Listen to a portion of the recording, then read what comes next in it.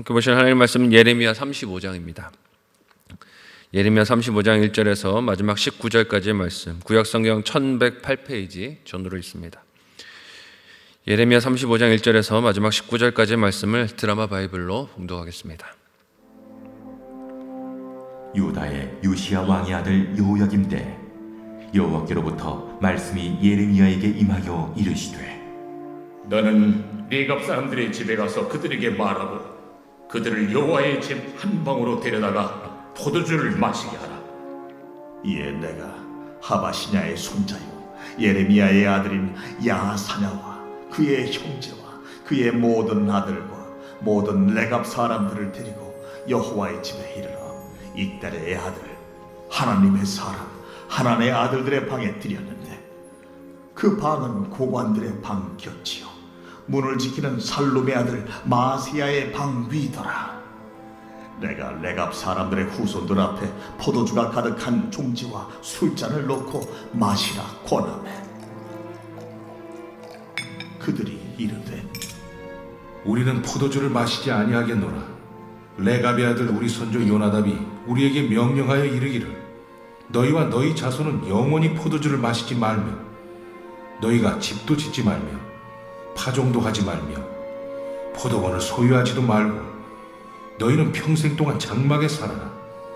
그리하면 너희가 머물러 사는 땅에서 너희 생명이 길리라 하였으므로 우리가 레갑의 아들 우리 선조 요나답이 우리에게 명령한 모든 말을 순종하여 우리와 우리 아내와 자녀가 평생 동안 포도주를 마시지 아니하며 살 집도 짓지 아니하며 포도원이나 밭이나 종자도 가지지 아니하고 장막에 살면서 우리 선조 요나답이 우리에게 명령한 대로 다 지켜 행하였노라. 그러나 바벨론의 느부갓네살 왕이 이 땅에 올라왔을 때 우리가 말하기를, 갈대아인의 군대와 수리아인의 군대를 피하여 예루살렘으로 가자고 우리가 예루살렘에 살았노라. 그때 여호와의 말씀이 예레미야에게 임하여 이르시되, 만군의 여호와 이스라엘의 하나님께서 이와 같이 말씀하시니라. 너는 가서 유다 사람들과 예루살렘 주민에게 이르기를, 너희가 내 말을 들으며 교훈을 받지 아니하겠느냐. 여호와의 말씀이니라. 레갑의 아들 요나답이 그의 자손에게 포도주를 마시지 말라 한 그 명령은 실행되도다. 그들은 그 선조의 명령을 순종하여 오늘까지 마시지 아니하도다. 내가 너희에게 말하고 끊임없이 말하여도 너희는 내게 순종하지 아니하도다. 내가 내 종 모든 선지자를 너희에게 보내고 끊임없이 보내며 이르기를, 너희는 이제 각기 악한 길에서 돌이켜 행위를 고치고 다른 신을 따라 그를 섬기지 말라. 그리하면 너희는 내가 너희와 너희 선조에게 준 이 땅에 살리라 하여도 너희가 귀를 기울이지 아니하며 내게 순종하지 아니하였느니라. 레갑의 아들 요나답의 자손은 그의 선조가 그들에게 명령한 그 명령을 지켜 행하나 이 백성은 내게 순종하지 아니하도다.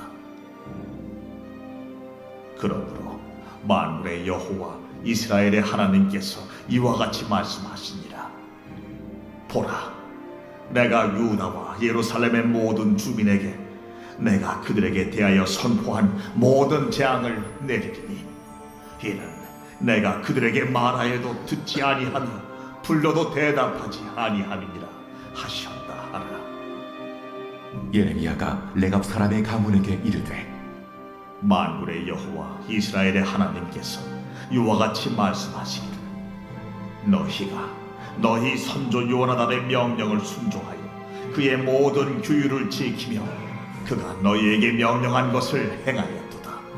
그러므로 만군의 여호와 이스라엘의 하나님께서 이와 같이 말씀하시니라. 레갑의 아들 요나답에게서 내 앞에 설 사람이 영원히 끊어지지 아니하리라 하시니라. 아멘. 함께 읽은 본문의 말씀을 가지고 하나님께 귀한 인생이란 제목으로 같이 말씀 나누고 기도하도록 하겠습니다.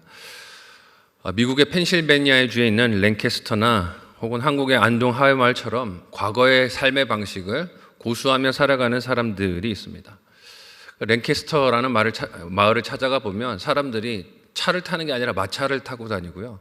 빨래도 줄에다 널고 옛날 방식의 옷을 입고 그렇게 사는 모습들을 봅니다. 오늘 본문에 등장하고 있는 레갑 족속이 딱 그런 사람들이라 할 수 있습니다. 다수가 살아가는 삶의 방식을 따르지 않고 그렇게 살아가는 과거의 모습을 가지고 살아가는 것이죠. 주변 사람들에게 신기해 보였을 것입니다. 요즘 그 랭캐스터라는 동네도 관광객들이 많이 찾아와서 사람들의 사진을 찍는 모습을 봅니다. 유난 떨고 사는구나 하고 바라보게 되는 것이죠. 그런 레갑 족속을 예레미야는 예루살렘 성전으로 초대를 합니다. 당시에 유다 사람들이 이 레갑 사람들을 성전에 초청해서 예레미야가 하려는 일이 무엇인가 궁금하지 않았을까요? 이 일을 통해서 하나님께서 이스라엘 백성으로 듣게 하기 원하시는 하나님의 뜻과 음성이 무엇입니까?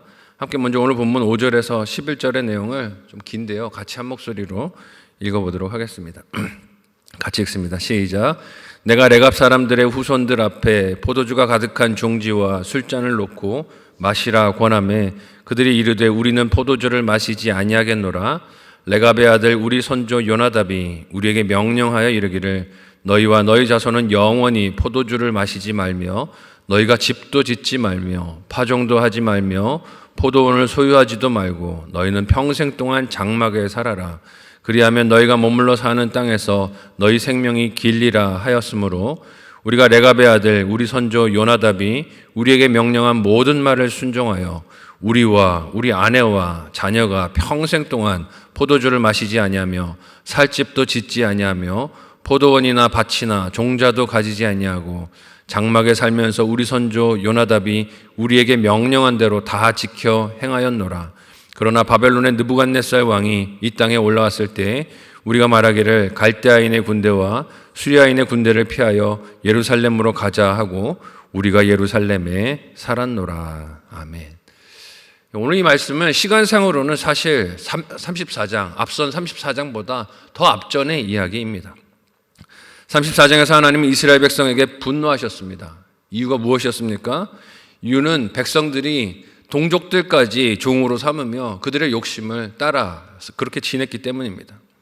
그 욕심을 따른 죄는 처음에 하나님께 그 하나님 말씀에 순종하는 척 신용을 했다가 이후의 마음을 바꾼 것이었어요.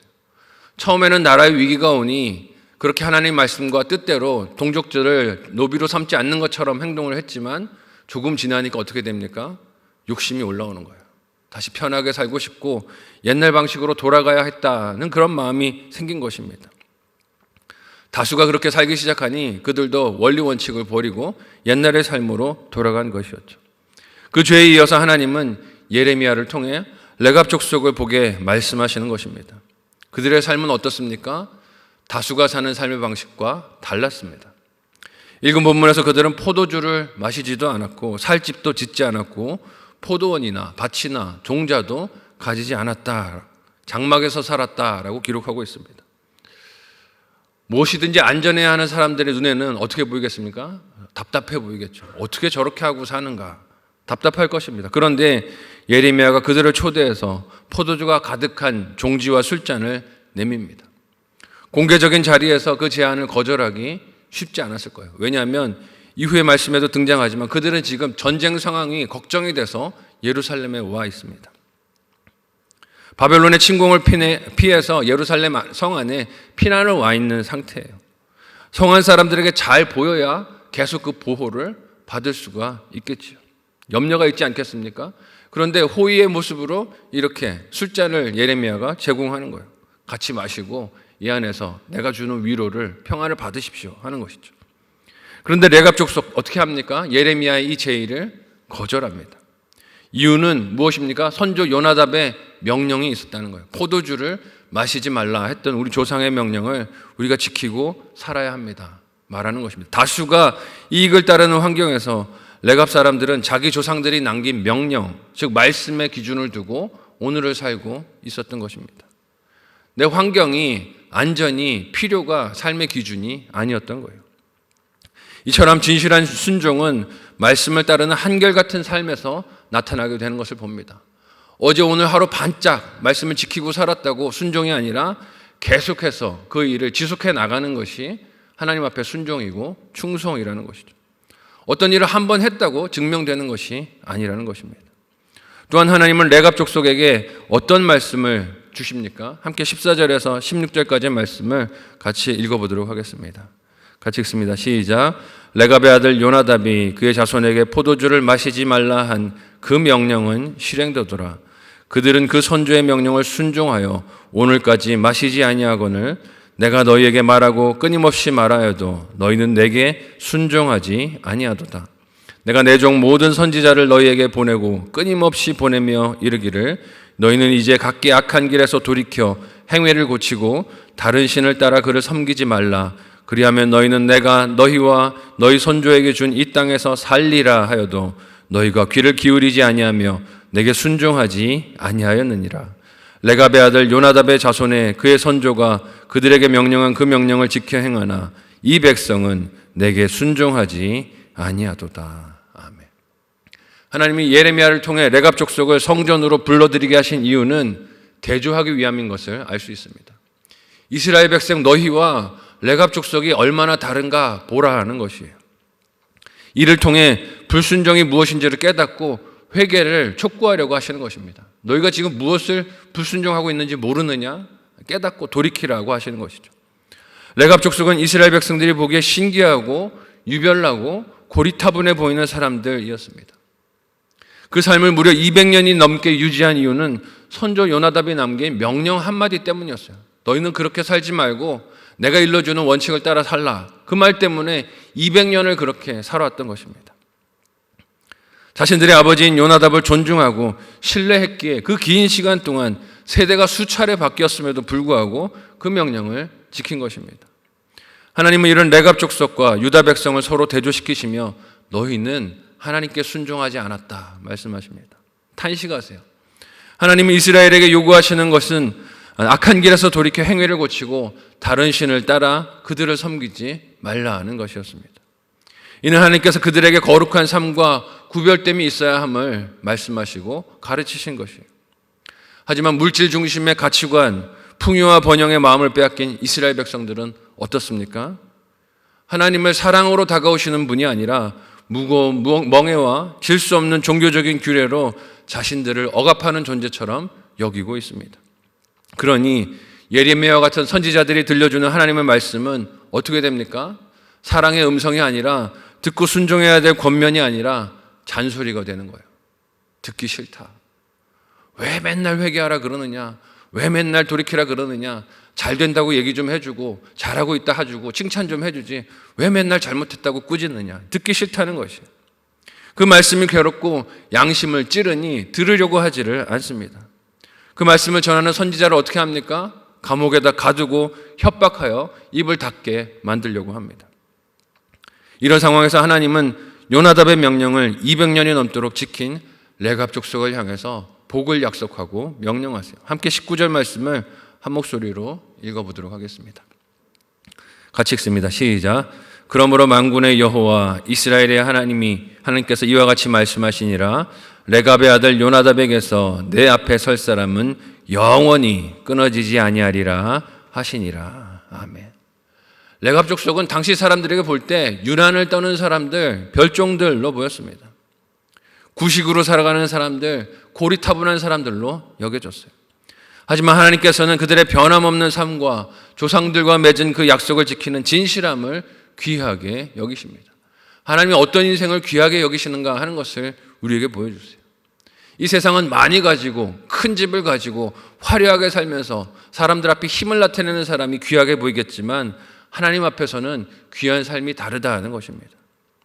이것이 우리의 삶에도 무엇이 진정 가치 있고 귀한 일인지를 분별하는 방식이 되어야 하지 않겠습니까? 하나님께서 예레미야에게 레갑 족속을 성전으로 초대하게 하시고 그들을 통해서 말씀하셨습니다. 그 말씀은 조상의 명령을 따라 세상을 거스르며 200년이 넘게 살아가는 레갑 족속의 마음 자세가 하나님 보실 때는 귀하고 충성되다 하는 것입니다. 그들과 비교할 때 이스라엘 백성들이 하나님 말씀을 순종하지 못할 이유나 핑계가 있을 수 없을 것입니다. 노비들을 자유로 풀어주라 했는데 그들은 다시 그들을 자신들의 노비로 삼으면서 이렇게 핑계를 댔을 거예요. 먹고 살아야 되잖아요. 나도 먹고 살아야 되잖아요. 노비들을 어떻게 풀어주고 내가 먹고 살 수 있겠습니까? 그들이 나에게 필요한 도구입니다. 그러니 나는 하나님 명령 순종할 수 없습니다 하고 다시 노비들을 자기의 동족들로 삼은 것이죠. 하지만 하나님은 말씀하십니다. 육신의 조상이었던 요나답과 비교할 수 없는 천지 만물의 창조자요, 지금도 만물을 다스리는 만유의 주제가 되시는 하나님의 말씀을 그들은 순종하고 따라야 한다는 것입니다. 물론 이 말씀을 단순히 과거의 삶의 방식이 낫다는 식으로 해석하고 적용할 일은 아닐 것입니다. 하지만 우리 가치관과 우선순위를 선택하는 기준이 세상을 너무 따르고 닮고 있는 것은 아닌지 돌아볼 수 있었으면 좋겠습니다. 나의 선택과 날마다의 삶의 작은 선택의 결정의 기준들이 하나님의 말씀이 되고 있습니까? 아니면 요즘 사람들이 좋아하고 즐겨하는 것들을 따라가고 있습니까? 이익이 되고 있습니까? 말씀이 되고 있습니까? 하나님은 남유다를 바벨론의 손에 넘겨주시면서도 그 심판 속에서도 받은 명령과 약속들을 지키기 위해 신실했던 레갑 족속들을 칭찬하시며 그들을 향한 복을 선포하십니다. 너희는 영원히 내 앞에서 섬기고 내 역할을 감당하게 될 것이다 말씀을 하십니다. 이 하나님을 믿고 따른다면 오늘 우리의 삶의 가치관과 선택도 그 기준도 세상 사람들이 따르는 것들이 아니라 말씀과 신앙이 되지 않겠습니까? 오늘 나는 무엇을 따라서 나의 물질과 시간을, 에너지를 사용하고 있습니까? 자녀와 다음 세대에게 무엇을 가르치며 어떤 삶의 원리들을 전수하려고 애쓰고 계십니까? 남들이 성공이라 부르는 것들을 같이 쫓아가면서 자녀들 혹은 다음 세대들에게도 그걸 강조하고 너도 이걸 가져야 살 수 있어를 부르짖고 있는 것은 아닙니까? 말씀으로 친히 찾아오셔서 일러주시는 하나님의 음성에 순종하되 한 번 하고 끝나는 것이 아니라 한결같이 순종하고 사랑으로 순종하는 것이 우리의 사명이자 다음 세대를 향한 진정한 유산이 되는 줄로 믿습니다. 우리는 다음 세대 앞에서 우리의 신앙을 어떻게 보여주고 있습니까? 무엇을 다음 세대에게 물려주려고 하십니까? 우리 신앙이 레갑 족속과 같이 신실하게 하나님을 따르며 다음 세대에게도 그 소중한 선물을 전해줄 수 있는 복의 통로가 되시기를 예수님의 이름으로 간절히 소원하고 축복합니다. 아멘.